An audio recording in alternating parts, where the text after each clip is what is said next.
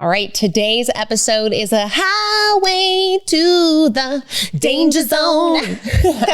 That's right. We're talking a few more dangers, and then we're giving you a little bit of hope. So stay tuned for Dangers and Hope coming up on this final minisode of Social Media Detox Week.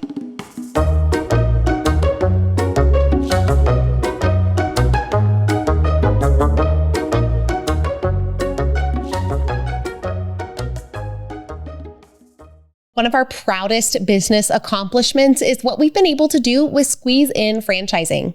The Squeeze In is a breakfast lunch restaurant featuring the best omelets on the planet, and it's been around for almost 50 years. And now you can have a Squeeze In your community. We've seen how this business transformed our families, and now we are so excited to offer this to families around the country to see how this little restaurant might change their family and their community. If you're wondering how to set up your adult children for legacy and success through a small business, then the Squeeze In is an option we urge you to consider. Come find out more about Squeeze In franchising at squeezein.com. You're enjoying this episode on Angel Fenix Productions Podcast Network. To explore a complete lineup of quality programs and media production services, head on over to angelphoenix.com or like our Facebook page at facebook.com/Angel Fenix Productions.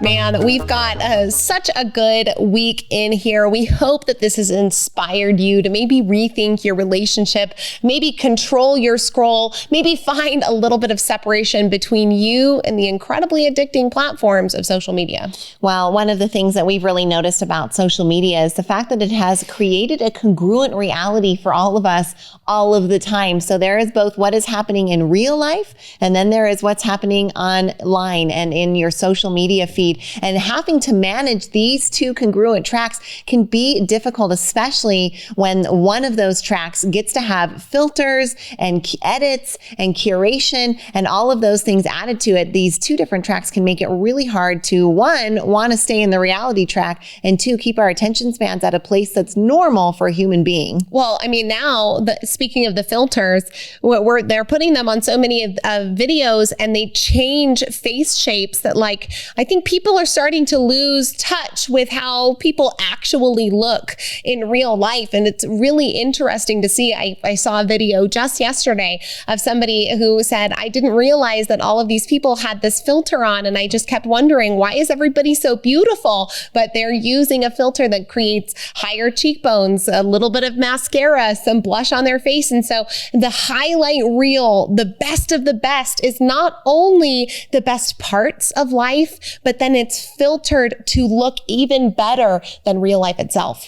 I mean, talk about fake news, right? And which is another danger from social media. So there's this danger of perception about us as individuals, but there's also the dangerous spread of misinformation and the ability for misinformation to spread. What do we know about news? That bad news spreads faster than good news, and that sensational news spreads fastest of all. So we make up a sensational headline, or someone else does. It's almost impossible not to at least emotionally react and certainly to share it or to tag someone or to want to spread that forward if you truly believe that it's real. And so we're seeing fake news and misinformation really become a larger and larger threat on social media platforms. And it's definitely one that's going to be addressed more and more as time progresses. Social media addiction has now officially even been classified as a disorder. People are now being diagnosed with social media addiction disorder. They are having places where you get removed from your social media in order to detox if you can't choose to do it on your own.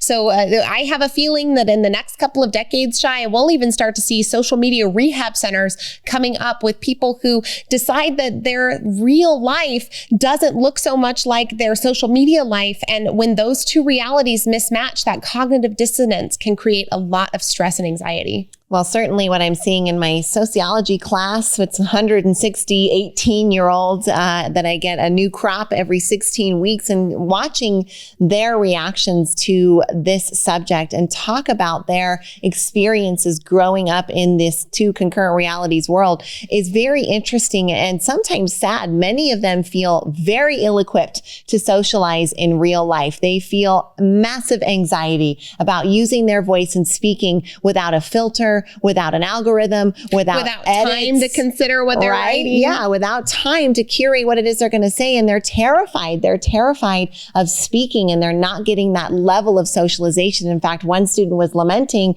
I think millennials and boomers don't realize that Gen Z doesn't know how to communicate, and that you all have this advantage of being able to speak face to face or even via email or over Zoom, where they don't feel like they've had enough practice of doing this, where they're far more comfortable on their phone. They're far more comfortable making a dancing video than maybe sharing an opinion about something even vanilla. In fact, studies are showing that the more that kids spend in their real life, the more that their levels of happiness increase, that the usage of social media is directly correlated to their reporting whether they're feeling happy or sad. And so if this is happening inside 8th graders, we know that it's happening inside adults as well. I find myself inside the scroll losing control more often than I care for. And it's one of the reasons that we're taking such radical action in 2023. And we want to invite you to do the same thing alongside us. Come with us in 2023 and make a pledge to detoxify yourself from social media.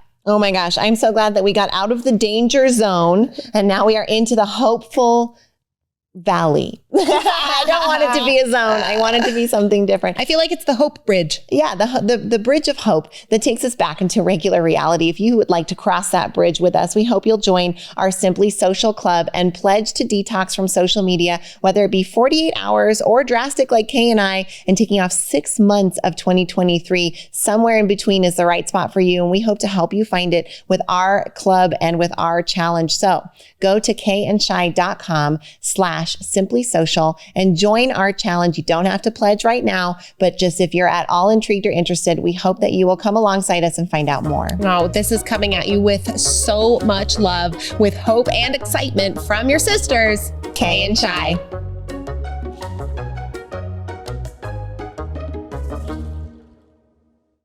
This podcast was a production of Angel Phoenix Productions. Explore more episodes of this show or other great shows on the Angel Phoenix Podcast Network by visiting angelphoenix.com.